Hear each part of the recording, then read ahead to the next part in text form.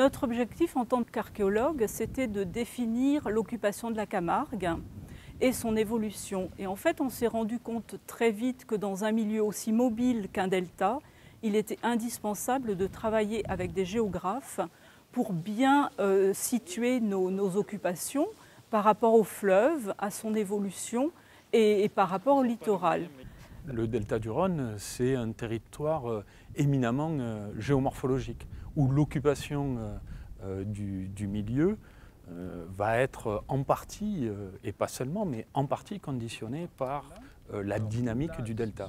Et ça, ce sont les géographes qui nous ont permis de comprendre ce processus d'investissement des habitants sur un lieu, en fait. Pourquoi ils s'installent à tel endroit, pourquoi ils partent et comment aussi ils exploitent le milieu. C'était la première fois qu'il y avait vraiment un travail étroit d'interdisciplinarité en Camargue, entre archéologues et géomorphologues. Et donc on a complètement changé la connaissance du delta, au point de vue de la datation des chenaux, la datation des grands prismes sédimentaires, le fonctionnement, et en plus on a une ouverture sur le reste du bassin versant, sur l'amont et vers Arles, et une ouverture vers l'aval, vers le bassin méditerranéen, du point de vue des échanges économiques.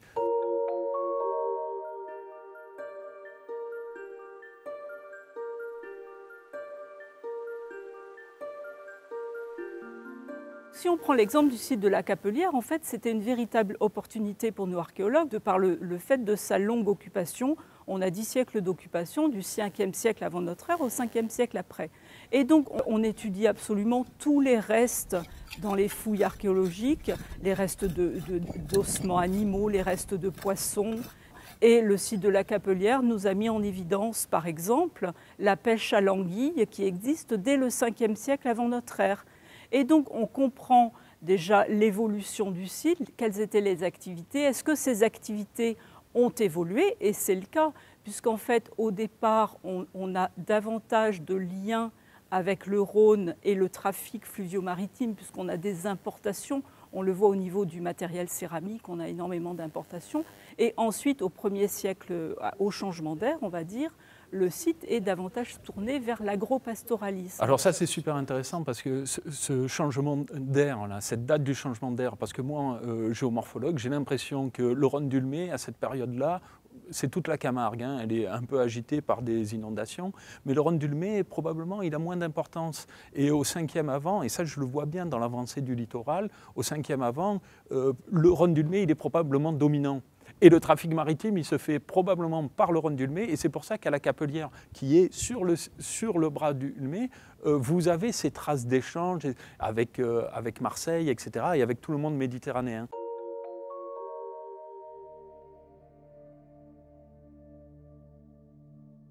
Le Grand Parc, c'est le seul site finalement qui a été fouillé intégralement. C'est une petite ferme. Il y a 2 types d'activités qui ont été pratiquées au Grand Parc. L'élevage des ovins, on a une bergerie, et les salaisons de poissons. On voit bien que dans cette petite ferme, au bord d'une voie de communication, on a des apports technologiques et on a cet opus signinum, ce sol en béton décoré, qui habituellement est principalement rencontré en milieu urbain. Pourquoi? Parce qu'on a une ferme qui est vraiment en lien avec les villes d'Arles et de Marseille. Du point de vue géomorphologique, au Grand Parc, c'est aussi un exemple assez intéressant parce que le Grand Parc, il vient occuper un bord de chenal, mais c'est un chenal qui est déjà en voie de colmatage. Et très probablement, la fin de vie de ce chenal va nécessiter le déplacement ou voire l'abandon complet du site parce que le milieu se salinise. Ça aussi, on le voit dans le colmatage. On voit l'arrivée d'espèces des milieux salés comme les coques, hein, le Cerastoderma édulé, qui montre une salinisation du chenal.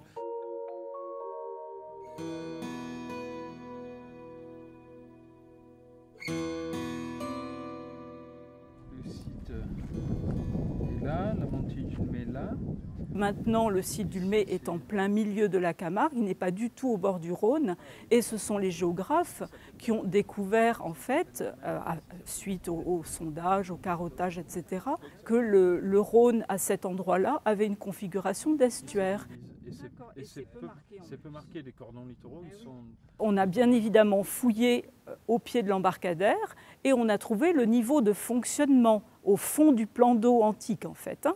Et on a une colonne d'eau de 90 cm, ce qui était suffisant pour les barges, les barques bien sûr, les bateaux à faible tirant d'eau. Et dans les stratigraphies, on voit, de par l'organisation des stratigraphies, la pente des couches, que lorsque l'on s'éloigne à une dizaine de mètres de l'embarcadère, déjà on est à 1,20 m, 1,40 m de profondeur. Donc on atteint presque les niveaux de tirant d'eau nécessaires pour les gros bateaux marins. Et 15 ou 20 mètres plus loin, on doit être à 2 mètres et quelques de profondeur.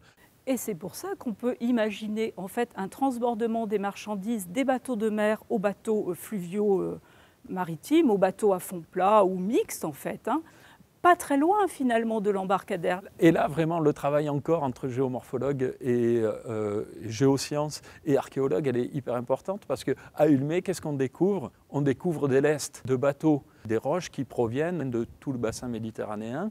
On aurait déchargé les marchandises, les amphores, toutes les marchandises.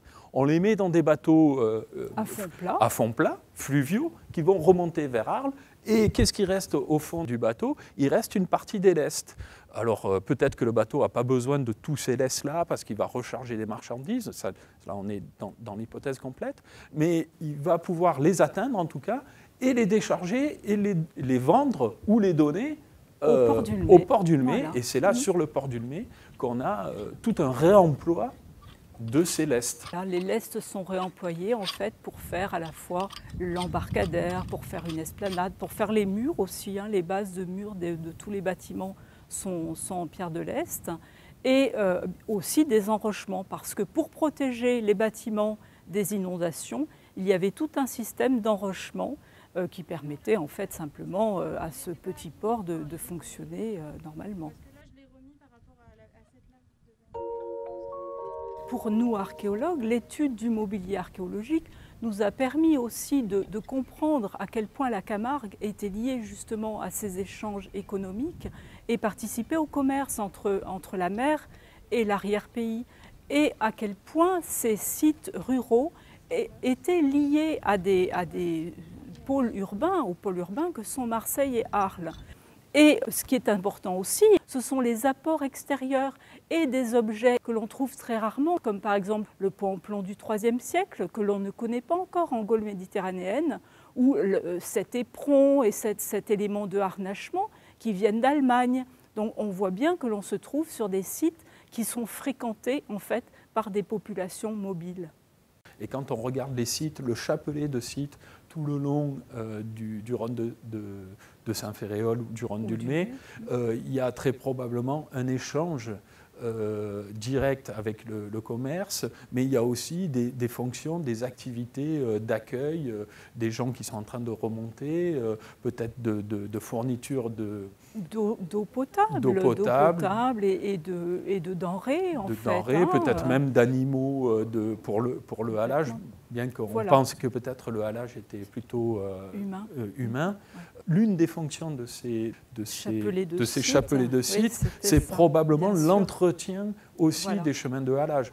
Donc c'est une image totalement à l'inverse d'une Camargue sauvage, délaissée. Il y a de l'agriculture, il y a du trafic commercial, il y a du passage, il y a des hommes en permanence. Des relations entre les sites, très certainement. Donc l'apport vraiment essentiel de ces recherches, c'est de montrer que l'homme recherche la proximité du fleuve. Les sites sont inféodés au fleuve.